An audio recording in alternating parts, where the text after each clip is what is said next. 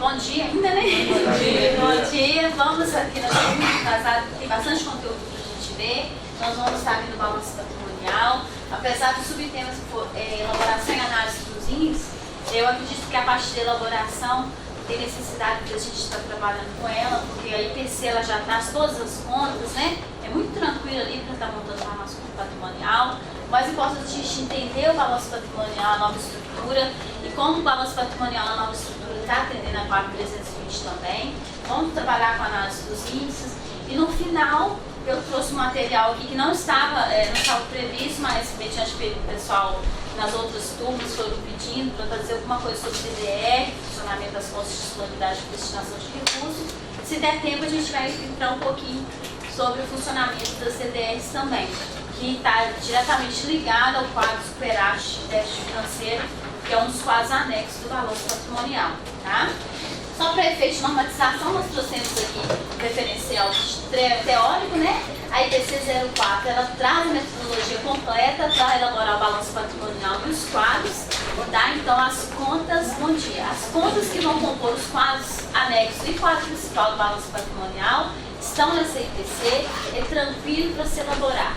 A questão é entender mesmo, interpretar e certificar que a gente vai publicar um demonstrativo com as informações corretas e consolidadas, tá? O MCAS edição também traz, né, informações sobre esse demonstrativo e aqui nós vamos ter que voltar, né, na 4320, porque ela ainda está em vigor, e relembrar como era o nosso balanço patrimonial antes desse novo modelo da contabilidade aplicada no setor público, né? Eu não sei se a maioria de vocês são novos no setor de contabilidade, mas quem é dos últimos 3 anos para trás, o modelo do balanço patrimonial era nessa estrutura, né? Nós tínhamos ativo financeiro e permanente, passivo financeiro, passivo permanente, o saldo patrimonial, em tese PL, e as contas de compensação. Então, a 4320, ela fala que o balanço patrimonial tem que apresentar essas informações de ativo financeiro e permanente, passivo financeiro e passivo permanente, saldo patrimonial e conta de compensação, além de fazer a apuração do superávit ou déficit financeiro, né? Então, a 4320 obriga que essas informações estejam presentes no balanço patrimonial. Ela traz também os conceitos, né, de ativo passivo financeiro e ativo permanente. E para passivo financeiro, ela fala que são dívidas fundadas e outras cujo pagamento independa de autorização orçamentária. E esse independe de autorização orçamentária está ligado a empenho, né? Se tem empenho, para 4320 já é passivo financeiro. E para a nova contabilidade pública, nós só reconhecemos o passivo quando ocorre o fato gerador. Necessariamente quando empenha já ocorreu o fato gerador? Não. Então, para a nova contabilidade pública, o passivo, nós só vamos ter um passivo se já ocorreu o fato gerador. Mas para 4320 já teria um passivo financeiro a partir do momento que empenha. Então, o grande desafio foi trazer um balanço patrimonial com visão patrimonial, mas que ao mesmo tempo atendesse as exigências 4320, principalmente a questão do passivo financeiro. E aí vocês vão ver que nós temos um balanço patrimonial com cara de 6 da lei 6 da lei das SAs, né? Perfeito, mas nós temos quadros anexos que vieram só para atender as exigências da 4320 e da lei complementar 101. Bem, então essa era a estrutura antiga, né, da 4320, e o mais interessante é que nós tínhamos aqui, né, restos a pagar dentro do passivo financeiro. E hoje você vai lá procurar no passivo, nem no circulante e nem no financeiro, nós não encontramos o resto a pagar lá, escrito resto a pagar. Mas depois a gente vai entender que os restos a pagar processados estão lá, não o nome de resto a pagar, claro, né? E esses restos a pagar ganharam uma classe específica para eles. Lá no subsistema orçamentário, nas classes 5 e 6, no subgrupo 5.3 e 6.3, os restos a pagar estão lá, muito bem evidenciados, de uma forma bem melhor do que era anteriormente, né, no passivo financeiro, com as contas 6, onde tem toda a movimentação do resto a pagar. O resto a pagar não processado, por exemplo, nós temos uma conta para registrar o resto a pagar não processado em liquidação, não processado liquidado, não processado pago. Ficou numa estrutura bem legal, acho que até bem mais clara para se entender, né? E veio as normas brasileiras de contabilidade e trouxeram para nós a a estrutura que já é utilizada, né, na iniciativa privada, na lei das SAs, em que o balanço patrimonial ele vai apresentar o ativo circulante, ativo não circulante, passivo circulante, passivo não circulante, patrimônio líquido. E aí muitos, né, a gente pergunta, ativo circulante pode ser considerado ativo financeiro da estrutura antiga? É igual? Não, não tem nada a ver, né? Ativo circulante não é ativo financeiro da estrutura anterior. Com passivo circulante também não é o passivo financeiro da estrutura anterior, né? Nós temos que desvincular isso, esquecer, não tem relação direta, ok? Bem, então aqui nós temos os conceitos, né, de ativo circulante não circulante, passivo não circulante, e como vocês vão ver isso aqui depois comigo, a gente não precisa entrar nesses detalhes. E aqui a gente vai fazer a comparação dos dois, né? A estrutura da 4320, a estrutura das normas brasileiras de contabilidade. E aqui nós tivemos que fazer essa migração, né? Para quem não estava contabilizando ainda em 2014, no novo plano de contas, nós fizemos um dispara, né? No final de 2014, para começar o início de 2015 com saldos iniciais a nova estrutura. Então a gente teve que migrar tudo que estava aqui na estrutura anterior para a nova estrutura das normas brasileiras de contabilidade. Aqui deu um nó, né? Nós ficamos doidos, né? Aqui foi fácil demais, né? Trazer as contas do ativo, tanto financeiro quanto permanente, para a nova estrutura foi tranquilo. Foi fácil de se compreender que o ativo circulante aqui estaria os bens que, em primeiro lugar, caixa, depois bancos, né? E que ativo financeiro seria só caixa, banco e aplicação financeira. Isso foi fácil de a gente perceber. O problema foi aqui, no passivo financeiro. Como trazer esses saldos? Passivo financeiro para cá, sendo que os restos a pagar agora tinha uma classe específica para eles. Como que a gente ia transferir isso para cá? Isso foi um desafio. E pior que isso, foram as contas de DDR, né? Carregar um saldo inicial nas contas de DDR para uma questão que a gente não tinha antes. A estrutura anterior não tinha esse controle de disponibilidade por fontes de recursos. A gente teve que dar um saldo inicial nelas. E a gente não vai entrar nesse detalhe do saldo inicial do DDR, porque como todo mundo já passou por isso, não justifica a gente dar uma aula sobre isso, que também seria muito complexa, né? Se tiver alguém aqui que não fez essa transição ainda, depois se quiser mandar um e-mail para mim, eu posso estar orientando como é que foi feito esse processo de saldo inicial.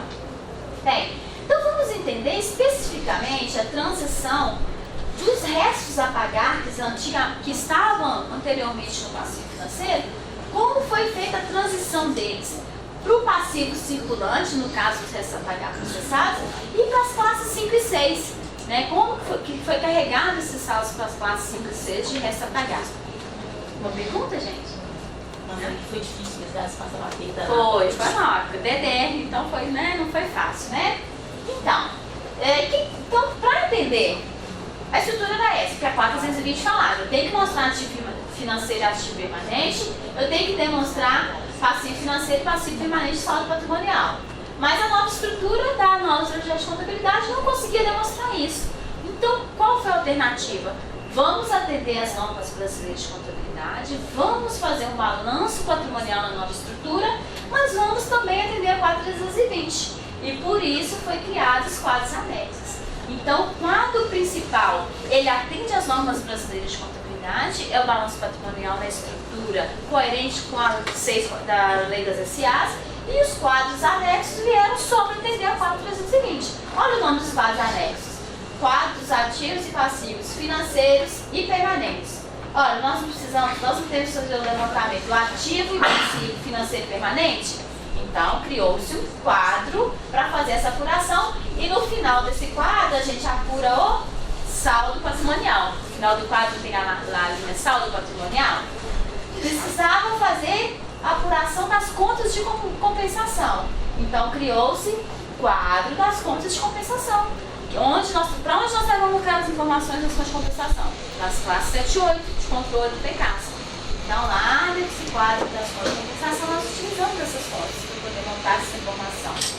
E a 4320 também falava que o balanço patrimonial tinha que evidenciar o superávit ou déficit, né, do exercício. Então, criou-se o quadro do superávit ou déficit do exercício, para poder atender esse mandamento também da 4320.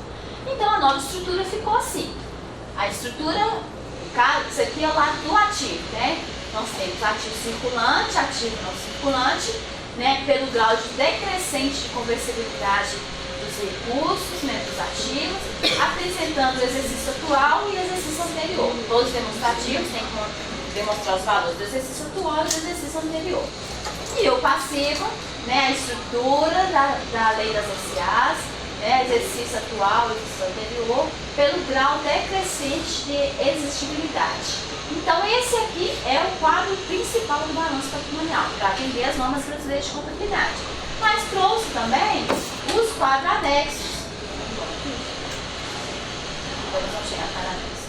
E também construiu os quadros anexos. Bem, aí quando nós tínhamos que atender essa nova estrutura de ativo circulante e não circulante, beleza, trazer ativo financeiro e ativo permanente para essa nova estrutura foi tranquilo para todo mundo. Né? Eu acho que ninguém teve dificuldade para fazer o de para, né, do ativo financeiro e ativo permanente. Paga antecipadamente? Não existia isso, esse registro lá. Seria um exemplo de seguros. Exatamente, seguros. Um exemplo de seguros, né? Você contrata o seguro, já paga, mas o fato gerador do seguro só vai ocorrendo a cada mês. Cada mês que vai passando, que o seguro está cobertando, né, é que vai ocorrendo o fato gerador. Aí sim eu vou reconhecendo a VPD. Eu vou tirando lá daquele ativo, eu acredito naquela VPD antecipada, reconheço a VPD. Ok? Subvenção Não. Subvenção. tem que prestar conta depois. Mas a subvenção é uma transferência, né? Você faz uma transferência financeira, né? Mas aí, Tem as tem coisas. a liquidação você reconhece, aí o pagamento você porque ainda vai prestar isso. Aí, quando presta conta, transferência. Tá, mas você paga o quê? O fornecedor? Consórcio. Você recebeu um valor de rateio. Você é um consórcio. O seu ente é um consórcio público. Né? Recebeu um valor de rateio. É isso? Não, eu sou prefeitura e pago subvenção para o consórcio. Sim. Então, na liquidação, eu lanço a BPD, pagamento antecipado, porque ele vai prestar contas. Quando ele prestar contas, aí que eu vou fazer a transferência. Tá. Porque você repassa o dinheiro para ele, mas você não sabe com o que ele gastou ainda. Quando ele presta conta, ele te devolve uma documentação falando com o que ele gastou com o dinheiro, aí sim você vai reconhecer, vai baixar a BPD antecipada e reconhecer a BPD de acordo com o que ele gastou. Isso aí. Ok. Então, o problema foi fazer o de para daquele passivo. Passivo permanente, né? Foi tranquilo, passivo circulante, a gente teve um certo problema com relação aos restos a pagar. E aqui eu trouxe só o caso do resto a pagar, para que vocês entendam como foi feita essa transição do resto a pagar para a nova estrutura do PECAS. Tá? Os restos a pagar anteriormente ficavam no passivo financeiro, ok? Passivo financeiro ficava resto a pagar processado e não processado. Por que estavam lá? Porque para 4.320, passivo financeiro, tudo que já teve empenho. Resto a pagar já teve empenho. Então por isso ficava no passivo financeiro. Então, os restos a pagar é que foram mais traumáticos e foi talvez difícil de compreender como é que foi feita essa transição. Então, aqui eu trouxe uma estrutura simplificada, né, do PECAS, que nós temos classe 1 de ativo, 2.1 e 2.2 de passivo circulante não circulante, 2.3 patrimônio líquido, 3 VPD e 4 VPA, 5 e 6, aqui nós temos as contas de controle do planejamento e orçamento, onde faz toda a execução da LOA, toda a execução do PPA e toda a execução dos restos a pagar. Então, tudo que está ligado a orçamentário, desde o PPA, não temos LTO, contabilização de LTO, mas temos PPA, toda a execução da LOA e toda a execução dos restos a pagar. Estão dentro dessas classes 5 e 6. 5.1 e 6.1 é a execução do PPA, 5.2 e 6.2 a execução da LOA, que são as despesas do exercício e receitas do exercício, e 5.3 e 6.3 a execução dos restos a pagar. Ok? E no 7.8 os controles credores e devedores e credores. Então, os restos a pagar, que anteriormente estavam no passivo financeiro, eles tinha que ter uma destinação. Todos eles teriam que vir para as contas 5.3 e 6.3, porque agora existe uma classe específica para tratar dos restos a pagar no subsistema orçamentário, mas além de todos eles terem que vir para essas classes, parte do resto a pagar teria que ser representado também no passivo, porque se, principalmente nas contas fornecedores, mas se for um resto a pagar de uma contribuição patronal, se for um resto a pagar de salários a pagar, estaria nas contas de salário a pagar, contribuição patronal a pagar, né? Bem, então, os restos a pagar processados, pela ótica patrimonial, né? Se eu já processei, em tese, o fato gerador já ocorreu. Pela ótica patrimonial, um resto a pagar processado, aquele valor já poderia ser reconhecido como passivo? Já, né? Então, na nova lógica agora, com o nosso enfoque patrimonial, mesmo antes da liquidação, na etapa em liquidação, eu já posso reconhecer o passivo, não é mesmo? Então, os restos a pagar processados, eles foram, além de terem seus saldos carregados nas classes 5.3 e 6.3, tiveram seus saldos também carregados para as contas 2.1 de passivo circulante com o atributo F, porque é passivo financeiro, porque já tem autorização legislativa e orçamentária para pagamento. Então, se eu tinha 100 de resto a pagar processado, eu levei 100 para o meu passivo circulante, de acordo com a natureza, né? Se era um resto a pagar de natureza de contribuição patronal, foi para contas de contribuição patronal a pagar. Se era um resto a pagar de salários, foi para contas de salários a pagar. Se era um resto a pagar de uma compra de uma prestação de serviço, foi para fornecedores a pagar, né? No caso nosso, na Prefeitura de Belo Horizonte, milhares de empenhos de resto a pagar, a gente não tinha como fazer essa análise manualmente. Nós fizemos isso via sistema. O sistema vinha, lia qual era a natureza de despesa daquele empenho, daquele resto a pagar, ia lá e, através da natureza de despesa, ele definia o saldo inicial em qual conta que seria carregado. Aí nós fizemos uma tabela, ligando cada natureza e item de despesa, né? A gente trabalha lá com item de despesa, a uma conta de passivo específica. E também nós ligamos a VPD. Hoje a nossa contabilização é assim. Eu sei qual VPD que eu vou contabilizar, ou ativo, se for o caso de um ativo, né? E qual passivo eu vou registrar de acordo com a natureza de despesa. Na hora que chega a informação, liquidei o empenho com a natureza tal. Eu vou nessa tabela, vejo essa natureza de despesa, qual que é a conta de passivo que eu tenho que registrar, qual que é a conta de VPD que eu tenho que registrar. Se for a natureza de capital, por exemplo, em vez de eu debitar um VPD, eu vou debitar um ativo, né? Então nós usamos... Só que isso está tudo automatizado? Automatizado. Nós pegamos, nós parametrizamos. Isso. Nós pegamos todas as naturezas e itens de despesa que o município tem, e isso tem que ser atualizado todo ano, né? Sempre se criar um item novo na natureza de despesa, tem que atualizar essa tabela, né? Pegamos todas elas e definimos, olha, se vier um documento com essa natureza, esse item, a VPD vai ser essa e o passivo vai ser esse. E se for um resto a pagar, não processado, que eu estou liquidando nesse ano, eu não vou poder reconhecer o meu VPD, né? Se for um resto a pagar e eu estou liquidando ele esse ano, eu não posso debitar um VPD, eu tenho que debitar ajustes de exercícios anteriores. Aí o sistema ainda sabe, ó, se for resto a pagar, você não vai contabilizar VPD não, você vai contabilizar ajustes de exercícios anteriores. Ah, mas é uma natureza de despesa de capital. Então eu vou debitar um ativo, se for um empenho de exercício, vou acreditar aquele passivo específico que está lá na tabela, e se for um resto a pagar, eu vou debitar aquele ativo mesmo. Porque quando é uma natureza de despesa de capital que vai ativar, né, que é um bem que vai ser ativado, o computador, por exemplo, mesmo sendo resto a pagar, quando eu liquido aquele resto a pagar não processado, eu tenho que reconhecer o ativo. Né? Então nós criamos essa tabela parametrizada, o sistema já chega e faz tudo automático. Essa foi a forma que nós encontramos, né, no meio de nós recebemos milhares de lançamentos por dia. Né? Não tem como fazer isso na mão. Né? Foi a forma mais prática que nós encontramos para fazer essa parametrização. Mas aí nós tínhamos um problema, o elemento de despesa 92, né? Quando é empenhado no elemento de despesa 92, aí a gente tinha dificuldade de identificar o que é realmente que a pessoa gastou. Né? O gasto era com o quê? E aí, todo o empenho que é feito com o elemento de despesa 92, o ordenador tem que informar, se fosse o empenho do exercício, qual natureza de despesa seria. Aí o ordenador informa naquele empenho que se eu estivesse empenhando que fosse uma despesa daquele exercício, a natureza e item de despesa seria tal. Aí o sistema já manda a natureza correta se fosse um item do exercício. Aí a gente consegue identificar. E aí nós fez uma vez, só tem que dar manutenção depois, né? Criou nova natureza de despesa, um novo item de despesa e só dá manutenção. Né? E aí nós utilizamos esse procedimento para definir quais contas de passivo iriam receber o crédito desse resto a pagar. E aí nós, os restos a pagar processados, o saldo de 100 foi levado para o passivo, o mesmo 100, eu tinha um total de 100 de resto a pagar processado.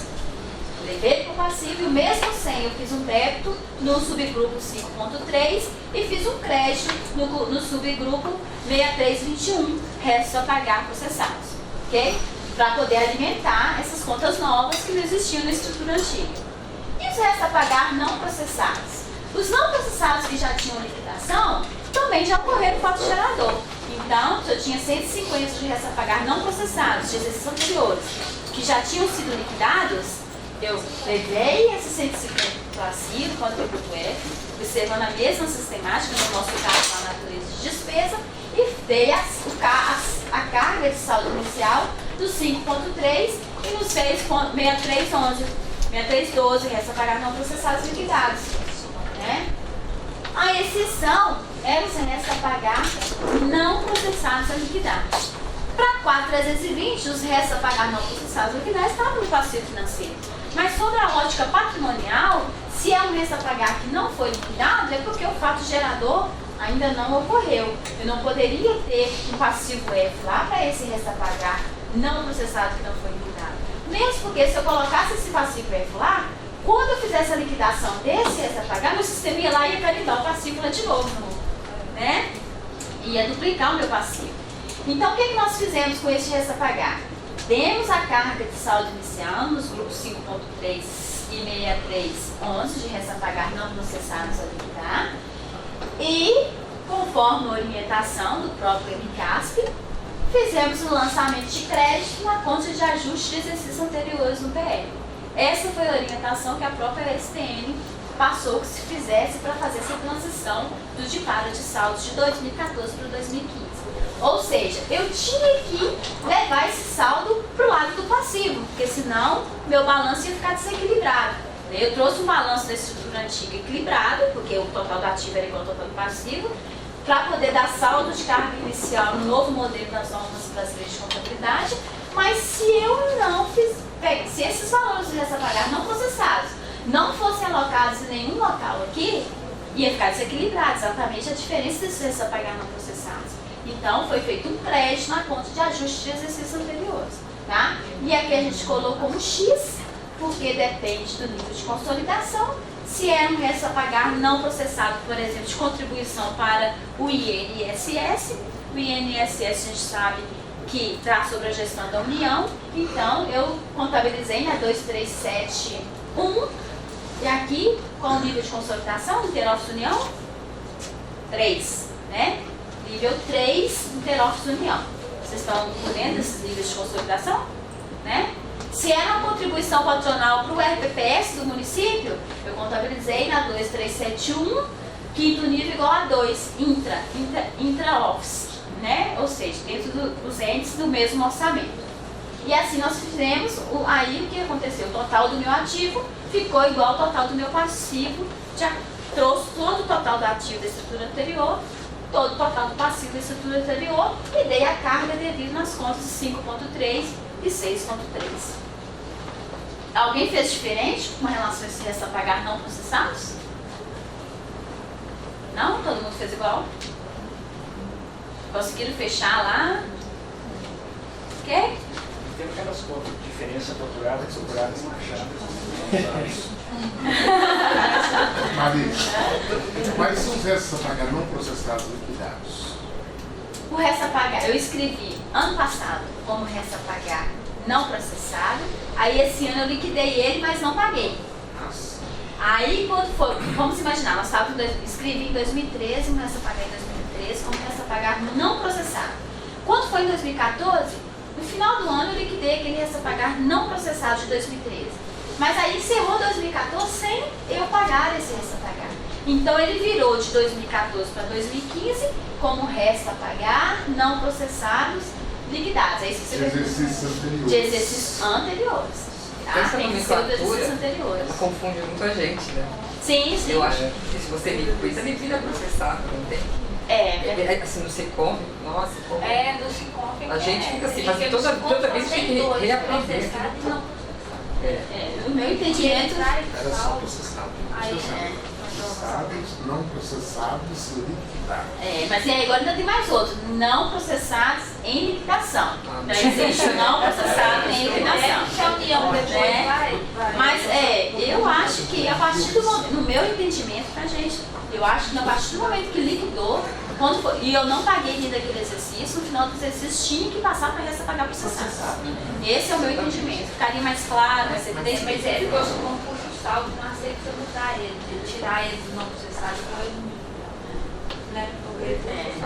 Agora, até a LRF, ela não fala, esse nome resta pagar não processado e resta pagar processado foi um nome que foi dado para o resta pagar. Né? Resta pagar, a legislação não fala resta pagar não processado e resta pagar processado. Ele fala despesa processada e despesa não processada. Né? Então eu entendo assim, escrevi em resta pagar. Tá, escrevi ele naquele momento, ele era uma resta pagar de uma despesa não processada. No momento que eu liquido aquele resto a pagar de uma despesa não processada, ele se transforma em um resto a pagar de uma despesa processada. Então, no meu entendimento, eu não vejo problema nenhum de liquidou, não pagou, no final do exercício transformou em um resto a pagar processado. Tá? Esse é o meu entendimento. Então, tende a mudar mesmo, mas pensa assim, o próprio Tribunal de Contas já está também entendendo, pensar assim. Lá nos pontos, na hora de dizer, não dá para mudar, é porque eles deixam de investir no saldo, no saldo velho. Aí, por exemplo, às vezes, então, na sua contabilidade, você baixou ele como resta pagar, ele já estava liquidado, de um ano para o outro ele passou não processado. Aí você liquidou naquele ano, aí você vai baixar ele lá, na sua contabilidade está como processado. Mas lá no Secom ele está não processado, aí você tem que dar abaixo de não processado, aí não vai fazer uma Sim. Mas eles vão acertar isso, com certeza, tá? Bem, então, fizemos essa migração, mas nós vamos ter que gerar o nosso demonstrativo, de acordo com a norma brasileira de contabilidade, mas temos que atender a 4320. Então, aqui nós trouxemos o primeiro quadro anexo, que é o quadro dos ativos e passivos financeiros e permanentes, para atender a 4320. Ele traz exatamente o que a 4320 pede: ativo financeiro, ativo permanente, passivo financeiro e passivo permanente. Só que, para 4320, passivo financeiro é tudo que já tem autorização orçamentária. Então, para 4320, os restos a pagar não processados, o crédito empenhado a liquidar, já faz parte do passivo financeiro. Mas lá no nosso balancete, no nosso balanço patrimonial, os restos a pagar não processados, eles não estão lá no passivo. Os restos a pagar não processados a liquidar, eles ainda não estão representados lá no passivo. Porque o nosso enfoque é patrimonial, nosso enfoque é a partir do fato gerador. Mas para 4320 é considerado os restos a pagar não processados. E aqui nós incluímos também a conta de crédito empenhado a liquidar, porque se eu quiser gerar um demonstrativo no meio do exercício, onde não ocorreu a inscrição de resto a pagar, eu tenho que considerar para efeitos de passivo financeiro o que vai ser escrito em resto a pagar futuramente, não processado, ou seja, o saldo que está na conta de crédito empenhado a liquidar. Tá? Essa regrinha está lá no MCASP, tá? 6ª edição, mas nós entendemos que nós temos uma imperfeição aqui nessa regra, tá? Essa conta aqui, no meu entendimento, ela deve ser substituída pela conta 63171. Por quê? Em tese, hoje a gente pode gerar o demonstrativo em qualquer momento. A gente pode gerar os demonstrativos contábeis. Se eu gerar no meio do exercício, por exemplo, o que seria resto a pagar não processado, que vai se inscrever em resto a pagar não processado naquele exercício, o saldo dele está nessa conta, crédito empenhado a liquidar. O saldo que está nessa conta, crédito empenhado a liquidar, no final do exercício vai se transformar em resto a pagar não processados a liquidar. Por isso que essa conta entra aqui no cálculo do passivo financeiro. Se eu for gerar o demonstrativo antes do encerramento, antes da inscrição do resto a pagar, eu tenho que considerar o saldo dessa conta porque ainda não foi inscrito em resto a pagar. E considero o saldo de resto a pagar não processados a liquidar de exercícios anteriores, né? Que para 4.320 já é passivo financeiro. Mas durante o encerramento, o que acontece? Quem acompanha o encerramento do exercício já em 2015, né, já teve que ser feito, primeiro eu faço a inscrição de resto a pagar. E quando eu faço a inscrição de resto a pagar, eu tiro o saldo final dessa conta de crédito empenhado a liquidar, debito ela e credito empenhos a liquidar inscrito em resto a pagar não processado. No primeiro momento, na hora que eu estou fazendo a inscrição de resto a pagar. Então o saldo sai dessa conta e vai para essa conta. Empenhos a liquidar inscritos em resto a pagar não processados a liquidar. Bem, só que ainda tem mais um lançamento depois, na hora que eu vou fazer o encerramento do exercício. Na hora que eu encerro o exercício, eu tiro o saldo dessa conta, essa conta é só passageira, tá? Os valores do resto a pagar inscritos no exercício só passam por essa conta, então eu debito essa conta e credito essa conta, 63171, resto a pagar não processados a liquidar e inscrição no exercício. Então no dia 31 do exercício, essa conta é que vira com o saldo dos restos a pagar não processados inscritos, e não essa conta. Então, para ficar correto, para montar o demonstrativo, eu conseguir gerar o demonstrativo com os valores corretos após o encerramento do exercício, no lugar dessa conta tem que constar essa conta aqui, tá? Isso tem uma impropriedade lá no EBCASP, 6ª edição, mas a gente acredita que na 7ª edição isso aqui já vai vir corrigido, tá? Nós já repassamos isso para a SPN e eles já se posicionaram que vão corrigir isso aqui lá no EBCASP, 7ª edição. Ok? E até mesmo na IPC, que trata da construção do balanço patrimonial, está errado isso aqui lá também. Então vocês vão substituir, se alguém gerou demonstrativo depois do encerramento do exercício, considerando essa conta, provavelmente o valor do passivo financeiro está menor. Está faltando o valor dos restos a pagar não processados inscritos no exercício. Tá? Chegar lá, dei uma verificada, tá? Se está ok ou não. Beleza? Tá, e também foi criado o quadro das contas de compensação para atender a demanda da 4.320, né, que tinha que evidenciar as contas de compensação. Criou-se esse quadro anexo, e esse quadro anexo utiliza quais classes de contas? Na verdade, utiliza só a 8, né, a classe 8. Né? Esse demonstrativo, ele utiliza só a 8, só a execução dos atos. Não, 2188 é as contas de consignações. 218801 são consignações. Não, 78 é controle. As contas de compensação do sistema antigo foram migradas para essas contas dos grupos 7 e 8 de controle da nova estrutura do PCAS. Então, tudo que tinha lá na compensação, né, no sistema de compensação antigo, né, na estrutura antiga da contabilidade, migraram para as contas 7 e 8, os grupos de controle. Tá? Então, para montar esse quadro de atos potenciais ativos e atos potenciais passivos, são utilizadas as contas desses subgrupos. Lá no IPC tem cada conta específica para cada linha dessa, né? E sempre ficar atento que só serão utilizadas as contas que tem no finalzinho a expressão a executar. Ou seja, só o saldo a executar desses atos potenciais ativos e atos potenciais passivos que vão ser levados para esse quadro anexo. Tá? E também o quadro superávit ou déficit financeiro, que tem a principal finalidade, apurar o resultado superávit ou déficit financeiro do exercício por fonte de recursos. Tá? E aqui é nosso maior desafio, né? Até mesmo para o Cicom Balancete, é conseguir fazer essa apuração por fonte de recursos. Mas nós vamos ter que ir adaptando nossos sistemas para chegar, né, no ponto de termos isso tudo automático.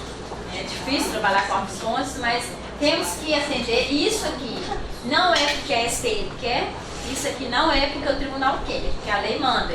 Depois eu vou mostrar para vocês que a lei, a LRF, e ela tem esse mandamento, que precisa ser apurado por fontes de recursos. Então, o tribunal e a STN só estão querendo fazer cumprir a lei. É que desde 2000 já tem um mandamento lá e a gente não cumpre, né? Agora nós estamos tentando. né? O sistema entrega já.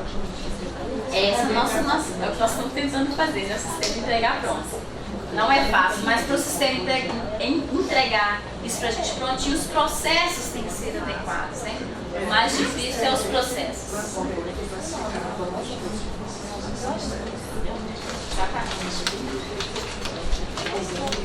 Então, para fazer... Às vezes você tem uma fonte e pagar em outra. Aí é complicado, né? Bem, então se esse quadro, para poder construir esse quadro, é utilizar simplesmente essa conta 8211, né? Essa conta, alguns deles abriram outras contas estruturadas em níveis mais analíticos, né, para fazer o controle por fonte, né? Quem ainda não consegue trabalhar com detalhamento ou conta corrente de fonte, teve alguns deles que abriram e criaram uma conta analítica para cada fonte que existe, né? Então, quem não consegue trabalhar ainda com conta corrente ou detalhamento. Então, para a construção desse quadro, o saldo da conta 8211, porém, separado por fonte de recurso, né? Se eu posso ter um superávit numa fonte hot e posso ter um déficit numa fonte vinculada, não impede. E se isso acontecer, vai ficar evidenciado e no final eu vou ter o resultado bruto, que é somando todas as fontes, que vai representar o saldo final dessa conta aqui.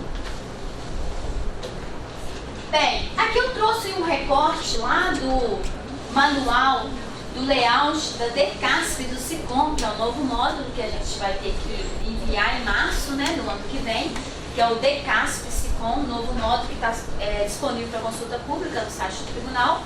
E aqui nós temos um registro, que é o 71, detalhamento superávit déficit financeiro por fonte de recurso, que busca, que vai nos solicitar exatamente as informações daquele quadro superávit déficit financeiro.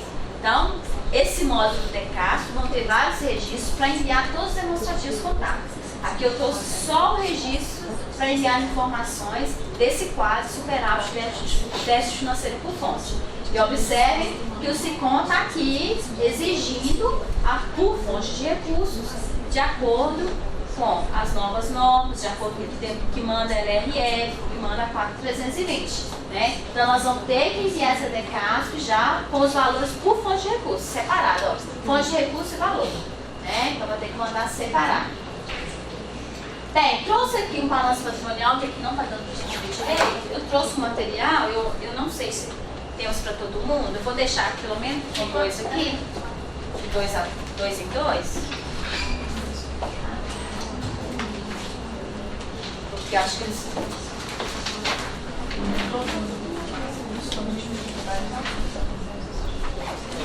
Posso deixar um para vocês três?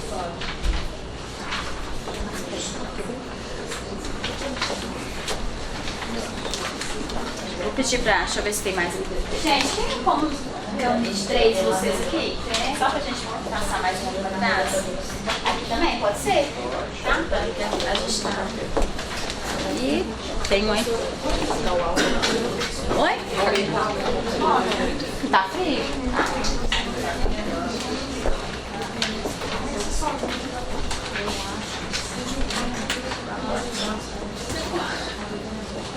O ar não está comandando.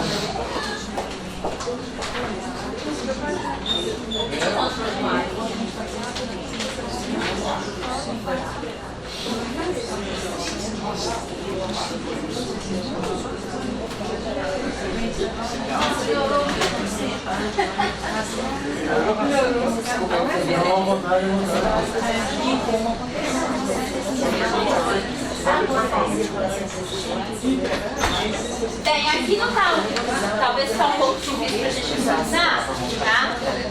Tem um exercício aí, mas primeiro nós vamos fazer a análise dos índices. Depois a gente vai resolver esse exercício aí. Aí vocês utilizam o verso, tá? E utilizam as informações do balanço patrimonial do quadro anexo para a gente poder trabalhar com a análise dos índices. Tá quanto aí?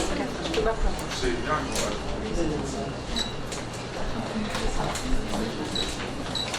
Pode ir.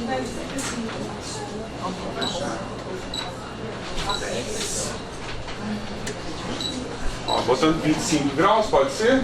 Vai esquentar muito, né, gente? Não, sim. 23. Hã? Não. Ó, eu vou te falar, aqui a gente costuma usar nos 23. Tipo assim, nas outras salas faz essa temperatura. Aqui agora tava 21. 24, tá bom então, gente? Meio termo aí? 24. Tá bom, gente? E eu vou diminuir a ventilação, que aí a sensação térmica vai melhorar para você. Muito obrigada, tá? Um pouco mais gravando. Então, vocês têm aí o balanço patrimonial, os quadros anexos, tá? Esse balanço patrimonial e esse quadro anexo. Esse balanço patrimonial e esse quadro anexo, ele é daquele mesmo índice que nós fizemos análise do balanço financeiro ontem, tá? Então, vocês vão ver que a situação deve estar crítica também, né? Como estava ontem, né? E aí, nós vamos começar a trabalhar agora com os índices, tá? E vamos... aqui nós temos os 6 índices que nós vamos trabalhar com eles, tá? Liquidez imediata, liquidez corrente, liquidez seca, liquidez geral, solvência e endividamento geral. O primeiro índice que nós vamos trabalhar com ele é o índice de liquidez imediata. Esse índice de liquidez imediata, ele indica a capacidade financeira da entidade em honrar imediatamente seus compromissos de curto prazo, contando apenas com suas disponibilidades. Bem, não vamos colocar a fórmula agora aqui não, vamos tentar analisar só o que o índice indica e tentar descobrir qual seria a fórmula. Olha, ele indica a capacidade financeira da entidade em honrar imediatamente seus compromissos de curto prazo. Onde estão registrados os compromissos de curto prazo no balanço patrimonial? Passivo circulante. Utilizando apenas, contando apenas com suas disponibilidades. Onde a gente encontra as disponibilidades? No ativo circulante. Mas no ativo circulante tem disponibilidades e tem outros itens. Nós temos estoques, que não é disponibilidades. Então, nós vamos considerar só o que é disponibilidade, que está na linha de caixas, equivalente a caixas, né, nas aplicações financeiras, né? Então, vai ser o total das disponibilidades dividido pelo total do passivo circulante. 2 minutinhos para a gente calcular isso, vocês estão com o material na mão, e depois nós vamos corrigir e analisar esse índice. O importante é conseguir analisar o índice, entender o que esse índice significa. Disponibilidades dividido por passivo circulante. Tá difícil para ver o valor do passivo circulante? Deixa eu tentar melhorar aqui para vocês.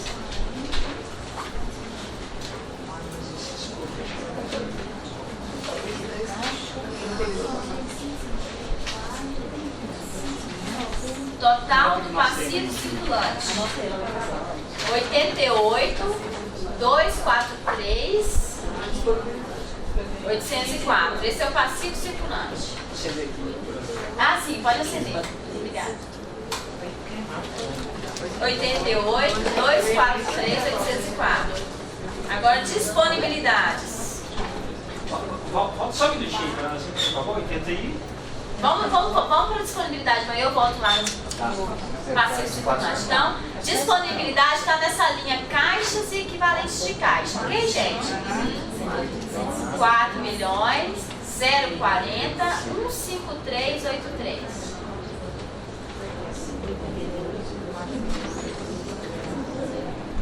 Ok, agora vamos para o passivo circulante.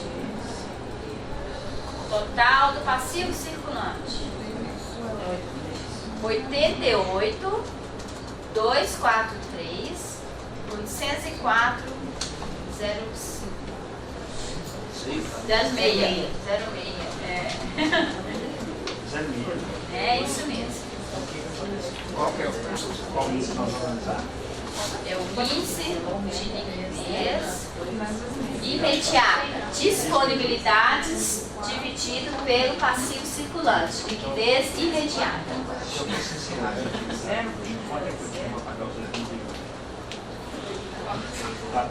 Vamos arredondar para 2 casas decimais. Exatamente. Coitado, né?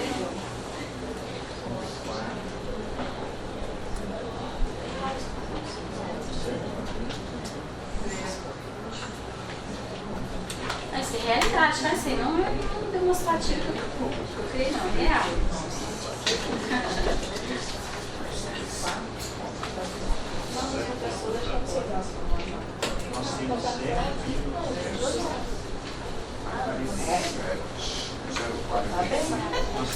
Ok, gente? Vamos lá? Então, disponibilidades dividido pelo passivo circulante, liquidez imediata. As disponibilidades está na linha lá no ativo circulante, caixa e equivalentes caixas. Se tiver também aplicações temporárias, aplicações financeiras, não é o caso desse índice que nós estamos analisando. Também a gente vai considerar, E o passivo circulante é 88.243. Então, deu 0,05. O que isso significa? Que para cada R$1 de dívida do passivo circulante a curto prazo, o ente só tem 5 centavos para cumprir com aquele R$1.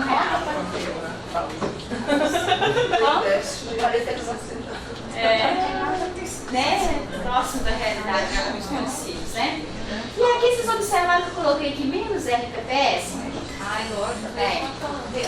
Exatamente. Se for um balanço consolidado, no balanço consolidado, vamos estar lá nas disponibilidades, tanto em caixa, principalmente nas aplicações, porque a maioria dos recursos do RPPS ficam aplicados, os valores do RPPS vão estar lá. E nós sabemos que os valores em caixa do RPPS que estão lá aplicados não podem ser utilizados para custear despesas, Só podem ser utilizados para pagamento de benefícios. Então, o correto é que não se considere esses valores do RPPS. E também as obrigações do RPPS a curto prazo, porque esses também normalmente são benefícios que vão ser pagos no próximo mês. Então, sugere-se que retire esses valores dos demonstrativos consolidados. Normalmente os entes que têm o hábito de fazerem notas explicativas mais com boas práticas, eles fazem o levantamento dos dois índices. Faz o levantamento do índice utilizando com os recursos do RPPS e depois calcula o índice sem o recurso do RPPS. E nas notas explicativas eles mostram os dois índices e explicam. Aqui eu tinha o índice era tanto, porém considerando os recursos do RPPS. Embaixo estamos demonstrando o novo índice calculado sem recurso do RPPS, porque não podemos considerar os recursos do RPPS para fins de custeamento de despesas. Então isso é muito interessante colocar em notas explicativas. Faça o cálculo dos dois índices, demonstre a diferença, considerando os recursos do RPPS e sem o recurso do RPPS, para que fique claro, para quem está lendo aquela nota explicativa, em alguns municípios o recurso do RPPS vai ser um montante grande, mas em outros municípios não. Pode ser que o RPPS não tenha um recurso grande de disponibilidades.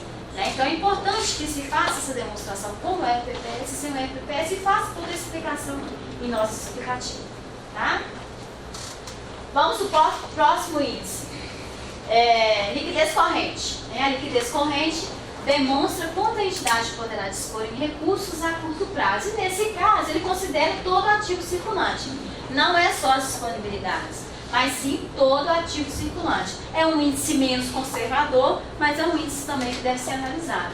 Eu tenho dívidas a curto prazo? Tenho. Mas o que eu tenho de ativo circulante que não é disponibilidade, mas também pode se transformar em disponibilidade no futuro, Então, liquidez corrente é ativo circulante dividido pelo passivo circulante, Deu o mesmo valor, por quê? Porque a diferença é muito pequena, Se a gente voltar aqui no balanço patrimonial, o que ele tem a mais aqui no ativo circulante é só o estoque de 404 mil, considerando lá de 4 milhões e 40 mil para 4 milhões e 444 mil. Para efeitos de duas casas decimais, que é o que nós estamos trabalhando aqui, se eu for colocar mais umas 4, 5 casas decimais aqui, eu vou ver a diferença de um índice para o outro. Mas como a gente trabalhou só com duas casas decimais, deu os mesmos 5 centavos. E o que isso significa? Que a cada R$1 de dívida a curto prazo, o ente possui 5 centavos de recurso a curto prazo para honrar sua dívida circulante. A diferença é bem pequena. Ok? O próximo índice, liquidez seca. A liquidez seca, ela pega todo o ativo circulante, mas somente os itens monetários. E o que seriam os itens monetários aí no ativo circulante? Caixa, as aplicações temporárias Estoque a gente poderia considerar? Não. VPDs pagam antecipadamente poderia considerar? Não. Então nós íamos pegar o ativo circulante, porém considerar nele somente os itens monetários. No caso deste ente, seria realmente só a linha de caixas e equivalentes caixa, né? Que é 4.040.000 e vai dar os mesmos 0,5, né? No caso desse ente. Então, a cada R$1 de dívida a curto prazo, 5 centavos de recursos monetários para honrar sua dívida circulante.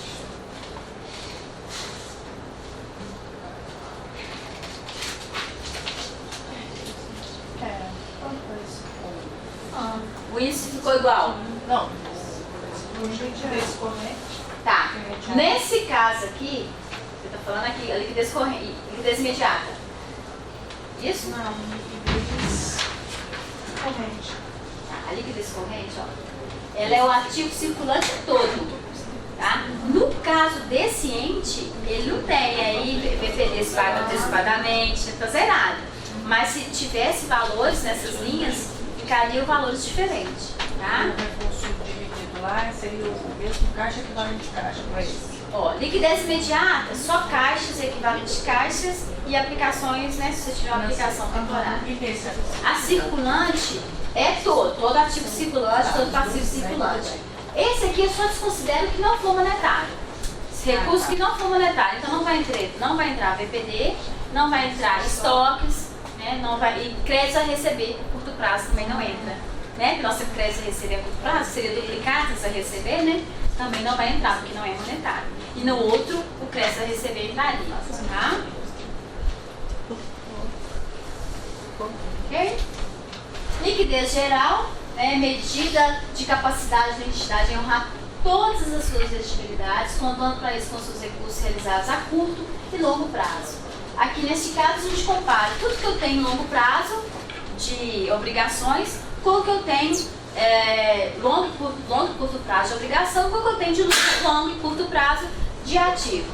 Tá? Então, é ativo circulante, ativo reserva a longo prazo. Nesse caso, eu não vou considerar investimentos, imobilizado, intangível, né? Ou seja, eu vou pegar só o ativo circulante e o ativo realizável a longo prazo, desconsidero imobilizado, investimentos e intangível e divido pelo total do meu passivo exigível, que é o passivo circulante e o passivo não circulante.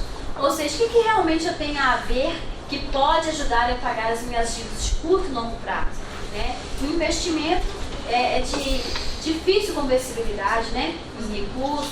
O imobilizado, normalmente o ente público não vai desfazer desses imobilizados. O intangível nem tem como se adquirir um recurso com ele. Então a gente desconsidera, tá? Nesse caso aí melhorou um pouquinho o índice dele, né, porque ele tinha valores lá ativo realizável a longo prazo, né, de 867.000, aí melhorou um pouquinho o índice, né?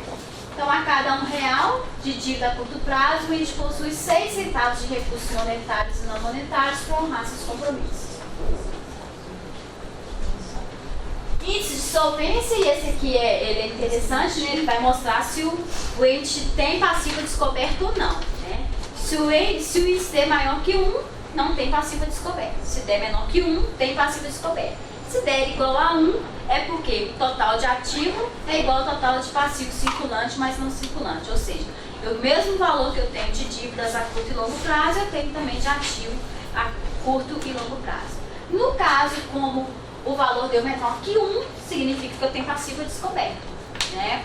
Quanto seria o passiva descoberta aqui? O passiva descoberta desse índice, só analisando pelo esse 0,19 aqui, o que esse 0,19 significa? Olha, eu dividi o meu total do ativo pelo meu total do passivo exigível.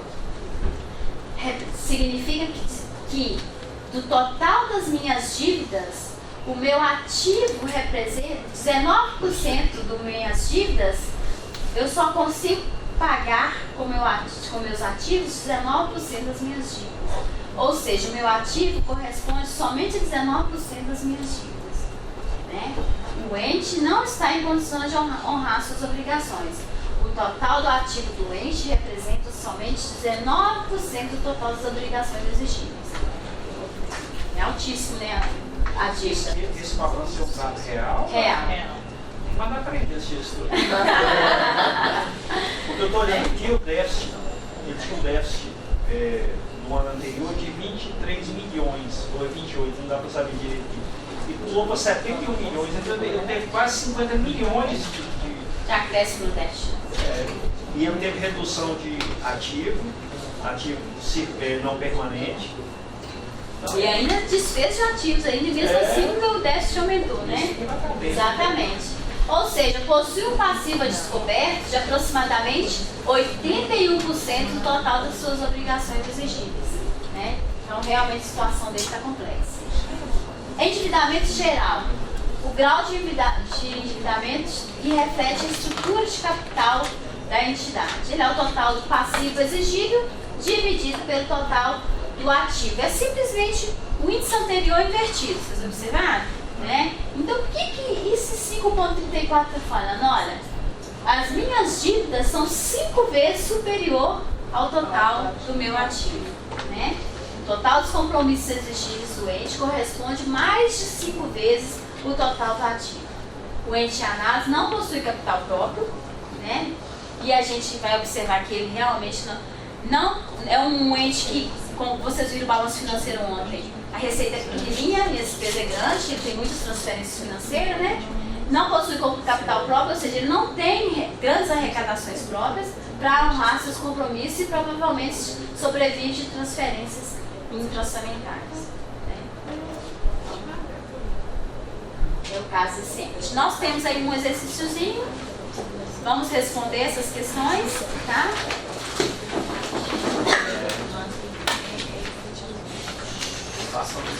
O IPAS não está reconhecendo a transferência patrimonialmente, não foi passada ainda. Não, o que acontece? Existem órgãos, autarquias, fundações que vivem em função de executar políticas públicas de recursos que o fundo recebe. Porque normalmente o fundo não executa. É igual, por exemplo, no caso do município. O fundo de cultura, ele não executa nada, ele passa para a Fundação de Cultura executar. Né? Então, normalmente, essa fundação fica dependente das transferências do fundo para ele. Pode ser o caso desse ente. Ele executa suas políticas públicas. Então, sempre alguém está passando transferências para ele. E, às vezes, no final do ano, tem que se pagar a folha de pagamento, né? Às vezes, né, utiliza todos os recursos que tem e não fez transferência para ele ainda. Ficou pendente de transferência financeira. Isso é muito comum, né? Do Tesouro ou do próprio fundo não fazer a transferência no final do ano, né? Deixar para fazer só no ano seguinte. Pode ser isso. E provavelmente isso aí é um órgão que só executa políticas públicas. Tá?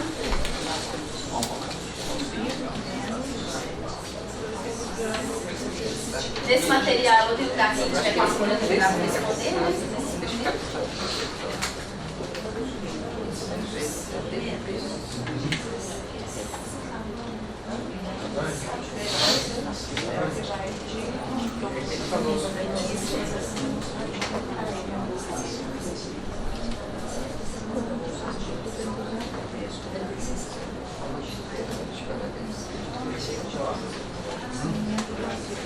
O ativo financeiro aqui é o estado financeiro, o ativo financeiro, o passivo financeiro.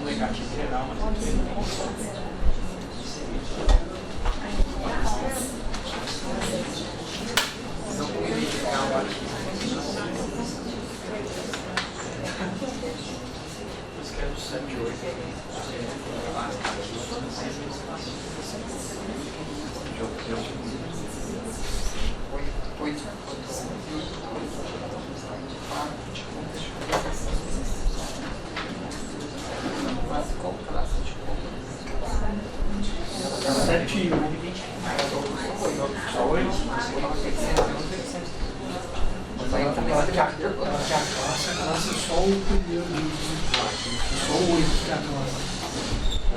Vou esperar Eu acho que tem uns 7 os também. 4, que a gente vai responder os 4, tá? Causa de compensação.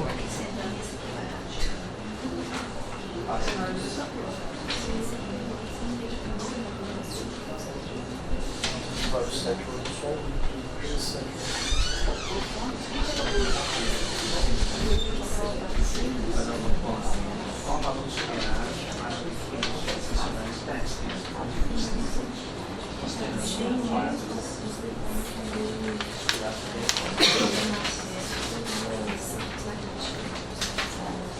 Todo esse negócio tem no saco, né? Fica passando, né?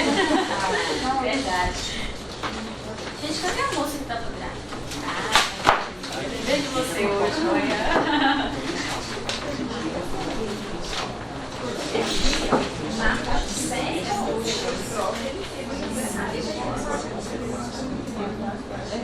Na fonte 100 ele poderia vir para essa olhando pro lado da gestão, ele não devia abrir de jeito nenhum, porque não é crédito. Mas na fonte 100, legalmente não pode. Mas eu é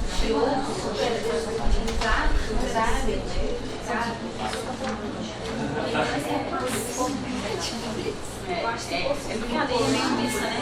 Mas o tribunal, ele observa a fonte. Ele vai ver se tem a fonte. Por fonte.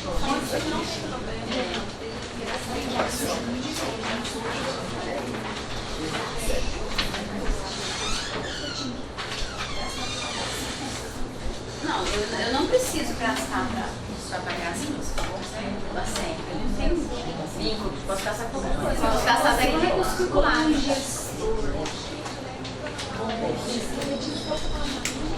Mas deixa eu te falar, a melhor gestão é aquela que eu uso recursos próprios, recursos em fonte 100, para construir estrada, para saúde, para educação.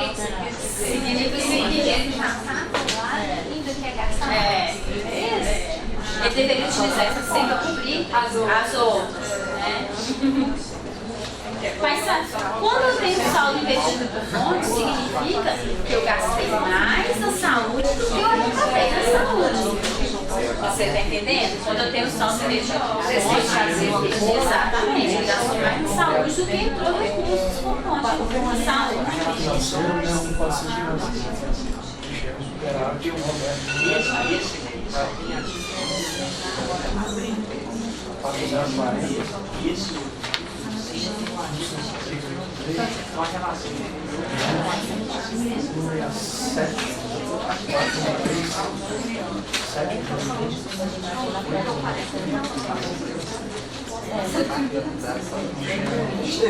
Quem pegou aqui no evento da Gravel final, eles, um analista do Centro Federal, ele mostrou 7 passos que eles vão realizar para fazer a análise das contas de governo para efeitos de cumprimento do artigo 42 da lei. Nesses 7 passos, consta, depois parece que até o 6º passo, depois que eles apurarem tudo que tem para pagar e que tem disponível, aí eles vão ver agora por fonte. Está em pagar na fonte 102, deixa eu ver se eu tenho saldo na fonte 102 para conseguir aquele lado. Aí eles vão fazer a análise depois por fonte. A análise é por a relação desse para isso é que você vai pegar o ativo financeiro.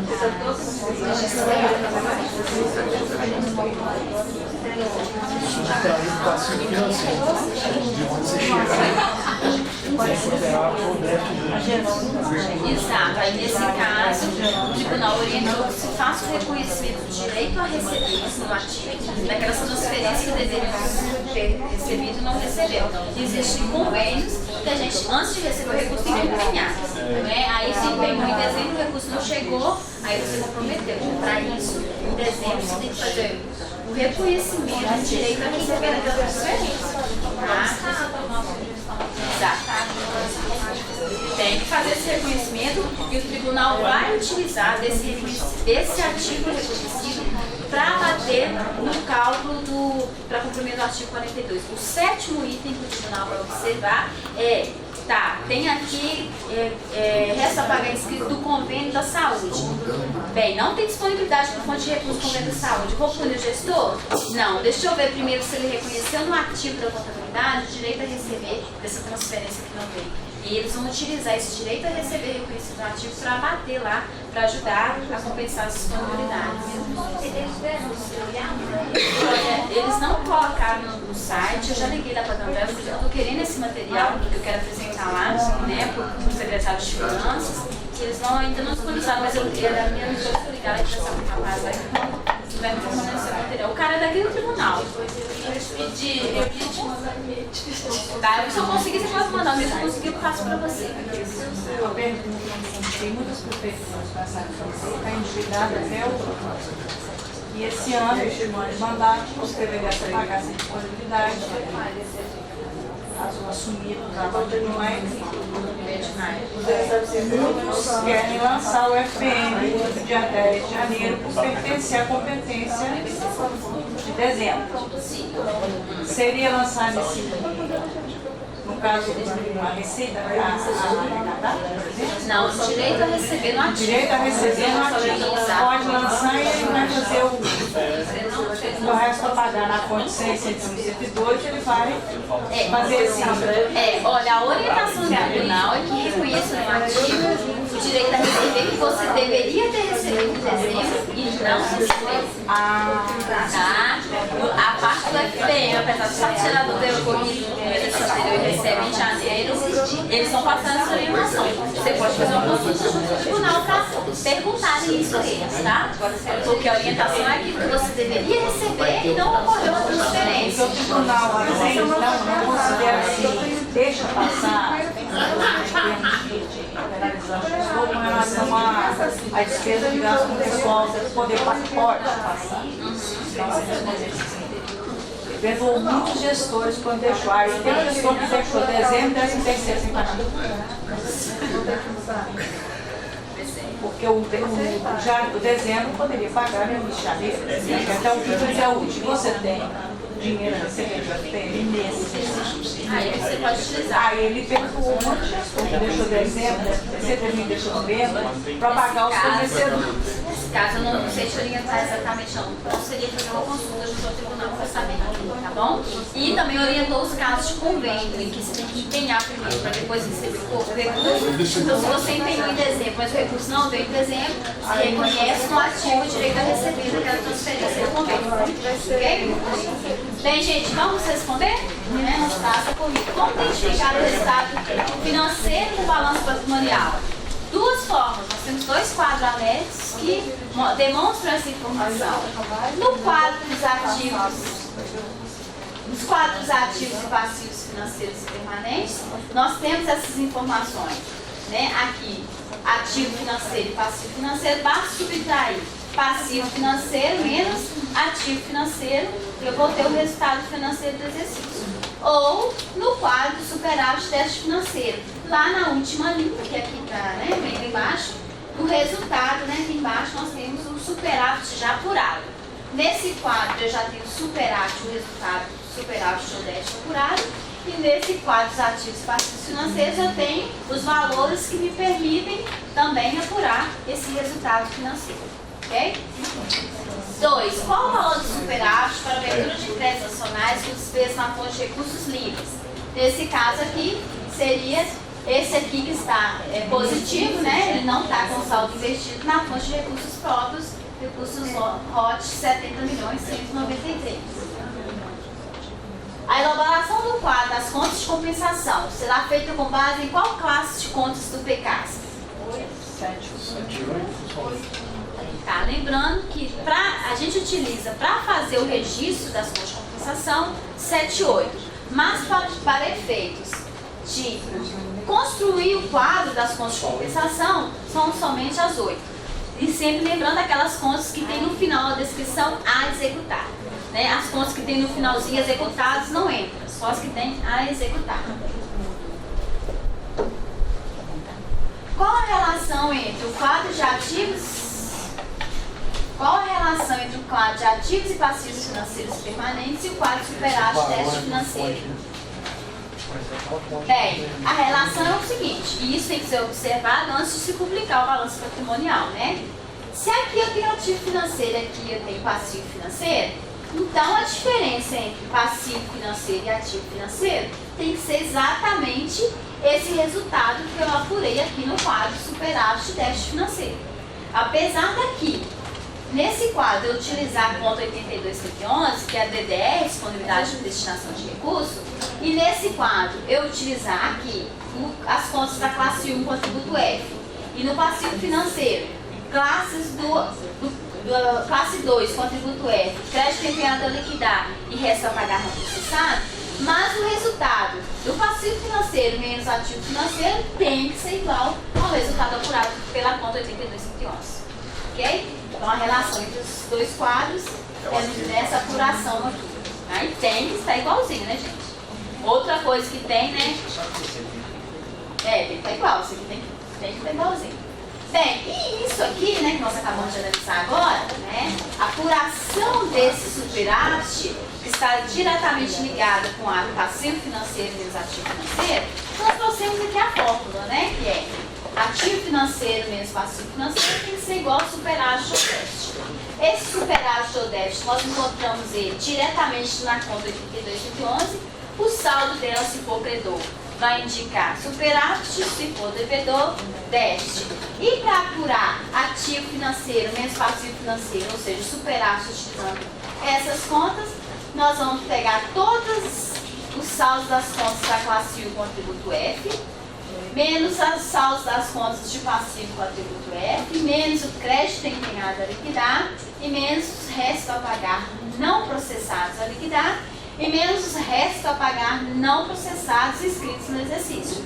Então aqui nós acrescentamos essa conta, que eu disse para vocês que provavelmente o MCAS 7ª edição vai trazer essa conta já, né? Então essa é a fórmula e o resultado dessa equação tem que ser igual ao saldo da conta 82.111. E aqui, né, eu trouxe uma, não estava no escopo, mas vou tentar passar para vocês rapidinho, para a gente tentar entender como é que funciona o funcionamento das DDRs junto com essa regra.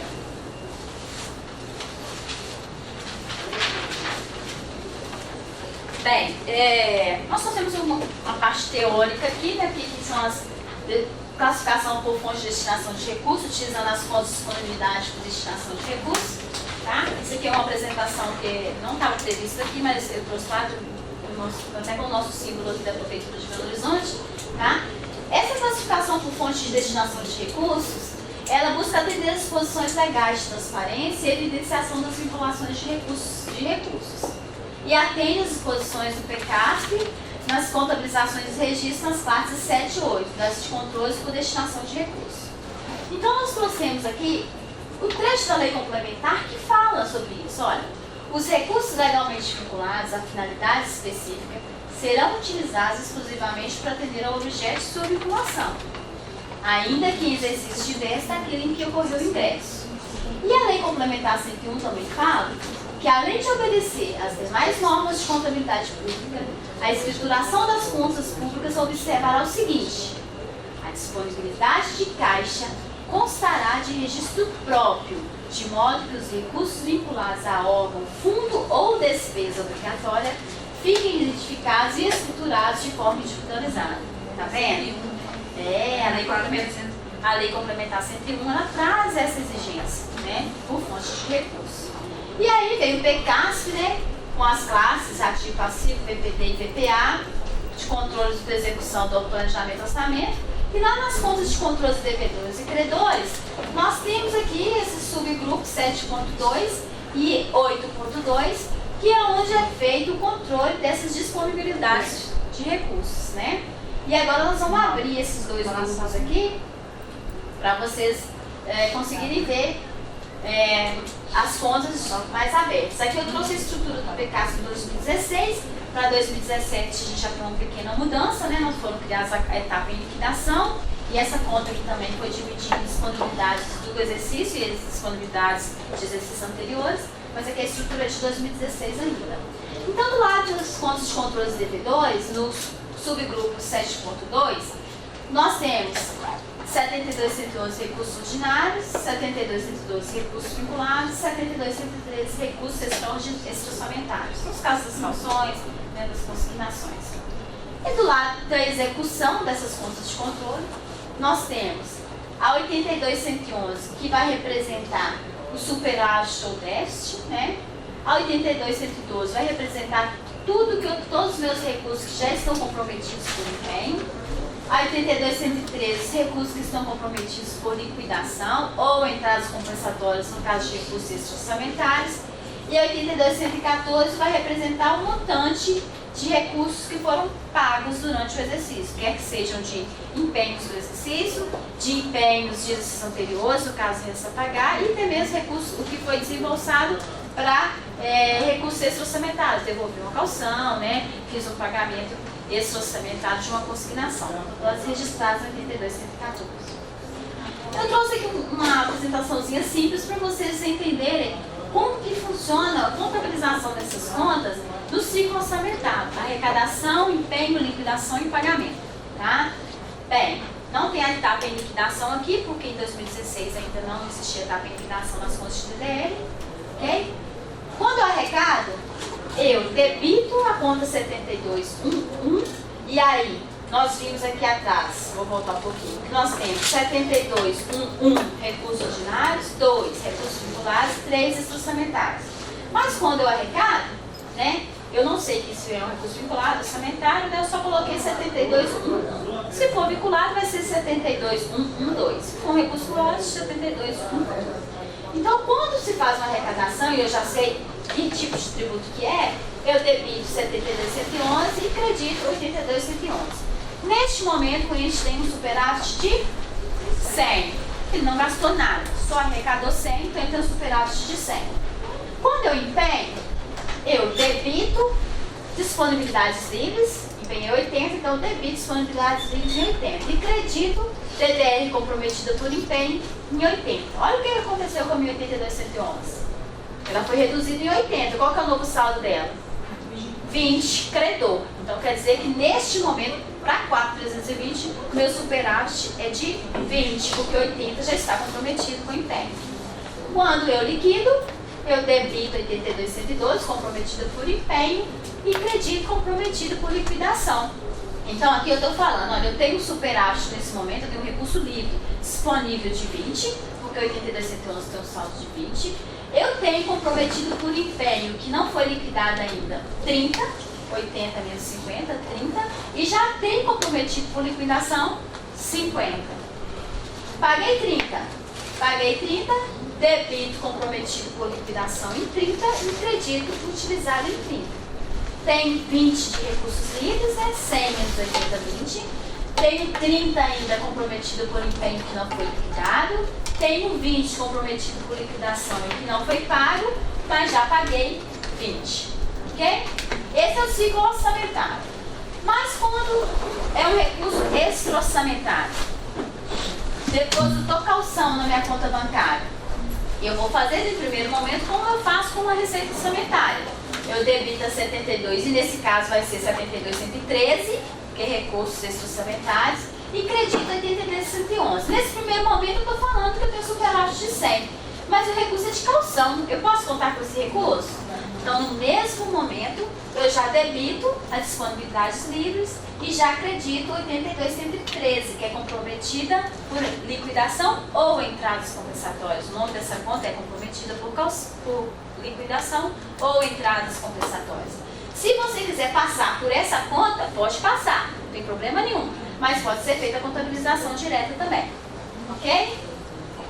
Bem, devolvi o calção, né? Então, debito comprometida por entradas compensatórias e credito a utilizada. Então, essa conta, ela vai ter os pagamentos orçamentários e extra-orçamentários. E quando eu falo orçamentários, tanto de empenhos do exercício quanto de resta a pagar. Porque quando eu faço também uma liquidação de um resta a pagar, passa nas mesmas contas de DDR. O pagamento como resta a pagar passa pelas contas de DDR, assim como a despesa do exercício. E eu vou pular essa parte aqui teórica, senão a gente não vai chegar mais interessante. Na UMCAS, nós temos lá esse quadro, né? na página 298 da sexta edição reeditada, nós temos esse quadro que explica, né, aquela relação da conta 82.111, que faz a apuração do resultado, com ativo financeiro, menos passivo financeiro, menos crédito empenhado a liquidar, menos resta a pagar não processados. E agora vocês já sabem que tem que ter a conta aqui, 63171 também, né? Então nós vamos fazer aqui uma brincadeirinha só para a gente entender como é que vai funcionando o equilíbrio dessa equação. Os fatos vão ir acontecendo, nós vamos fazer o registro nas contas de DDR, nós vamos ver o reflexo em algumas partes do balanço patrimonial e vamos ver a equação aqui sendo balanceada e também o momento que ela vai desbalancear. Bem, então vamos lá. Arrecadou 100, né? Arrecadou 100. O que vai acontecer? Qual que é o lançamento, gente? Debita? 7221. Credita? 82.111, certo? Então, arrecadei 100, debitei 72.11, creditei 82.111. E aqui no meu balanço patrimonial, essa arrecadação vai implicar em quê aqui? Vai entrar 100 no banco e a conta 82.111 lá nas contas de controle vai estar com 100. Vai obedecer a minha equação? Ó, ativo financeiro, 100. Banco é ativo financeiro. Tem crédito empenhado a liquidar? Não. Tem ativo financeiro. Tem passivo financeiro? Não. Então, do lado direito da equação eu tenho 100. Do lado esquerdo da equação, 82.111 é 100. Tá ok. Empenhei 80. Qual o lançamento? Crédito de 82.112. Credita 82.112, débito 82.111. Isso mesmo. E qual vai ser o reflexo aqui no PECASP? Crédito empenhado a liquidar. Exatamente. Crédito empenhado a liquidar, né? De 80, porque eu empenhei 80. E a DDR agora passou para 20, né? Porque eu debitei 80 lá, então agora ela é 20. Como é que ficou a equação? Ativo financeiro, 100. Menos passivo financeiro, 0. Menos crédito empenhado a liquidar, 80. 100 menos 80, 20. 82.111, 20. Tá vendo que a contabilidade é feita para funcionar? Né? Só tem que fazer os lançamentos da DDR certinho, né? Liquidei 50. Quando liquida, aconteceu o fato gerador, não é mesmo? O que eu posso fazer neste momento para efeitos patrimoniais? Fornecedor. Fornecedores. Com que atributo? Apagar. O atributo P ou F? F, tem empenho, não é? Tem empenho. Liquidei, lançamento dos DDRs. Debita, né? Isso. Debita comprometida por empenho, credita comprometida por liquidação, 50. No nosso PECASP, o reflexo vai ser na conta de fornecedores e crédito empenhado a liquidar, que ele vai ser reduzido de 50. Vai sair dali. Exatamente. Então eu reconheço o passivo F, fornecedores F, e o crédito empenhado a liquidar reduzido. Vamos ver nossa equação. Ativo financeiro 100, menos passivo financeiro de 50. 50. Menos crédito empenhado a liquidar de 30. 50 menos 30, 20. A 82.111 continuou 100 com os 20. A equação está ok, né? Paguei 30. Contabilização de DDR. Debita? 13, credita. Isso, debita comprometida por liquidação e credita utilizada, né? Qual o reflexo aqui no meu PECASP? Paguei.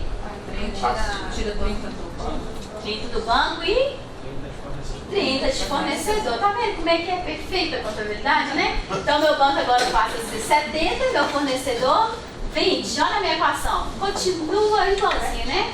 Ativo financeiro 70, menos 20 de passivo financeiro 50, menos 30 de crédito empenhado a liquidar, 20. DDR, 20. Mas aí, alguém fez um depósito na minha conta bancária e eu não sei o que é. 20. Alguém fez depósito na minha conta bancária de 20.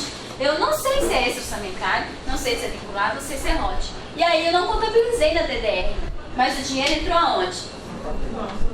Não, eu não sei que recurso que é. Aí eu não registrei na DDR. Depois nós vamos dar a solução para isso, né? No ativo. Simplesmente entrou no meu controle. Alguém fez um depósito lá no meu banco. Eu tenho que tempestivamente registrar no meu balanço financeiro que entrou o dinheiro na minha conta bancária. O que vai acontecer com o meu banco? Vai aumentar para 90. Olha, desequilibrou minha equação. Porque agora eu tenho um ativo financeiro de 90 menos crédito, menos passivo financeiro de 20, 70. Menos crédito empenhado da liquidez de 30, 40. Mas a minha disponibilidade de destinação de recursos continua com 20. Olha o desequilíbrio. Viu? Falta de um lançamentozinho na minha DDR de 20 pode ser de 1 centavo. Você não vai mandar o balancete de 5, né? A não ser que você vai lá e faz um lançamento lá, né? Para ajustar a conta de DDR. Mas o ideal é que a contabilidade funcione o tempo todo igualando essa equação. E o que tem que ser feito nesse caso? A própria sugestão da STM, né, é que nesse caso, quando entra um recurso e você não sabe ainda o que é, você classifica ele como recurso ROT. E depois, quando você souber de que se trata, se é extraorçamentário, se é uma receita vinculada, você estorna o reconhecimento dela como recurso ROT nas contas de DDR e faça o lançamento reconhecendo devidamente, se for vinculado como vinculado. Então, quando o dinheiro cai no banco, o lançamento é esse, né? Debita banco, acredita ter receitas a classificar. Então, o que nós vamos fazer neste momento? Quando cair o dinheiro lá, eu não sei o que é, está pendente de classificação. Eu vou reconhecer um recurso livre, vou debitar 72.111 de recursos livres e vou acreditar 82.111 com fonte de recurso 100 de recurso livre. Quando eu classificar, que eu vou debitar DPA classificar e classificar a receita correta, eu estorno esse lançamento com fonte 100 e faço o lançamento de novo com a fonte correta. E aí eu fazendo isso, eu vou debitar mais 20 aqui, né? E 20 aqui, aí o que aconteceu? Qual foi o saldo agora no 82.111? 120 menos 80, vai para 40. Aí vai ficar certinho a minha equação, tá? E é assim que funciona. Bom almoço para vocês, parece que todo mundo com fome, né? Eu vou disponibilizar esse material também para o pessoal comunal da História DR também para poder disponibilizar para Já em vocês. PowerPoint ou PDF? Eu vou mandar em PowerPoint porque você tem muita animação, né? Porque se não fosse isso, Tá, eu vou eu tenho que disponibilizar. repassar o curso lá na Raquel. Tá, eu vou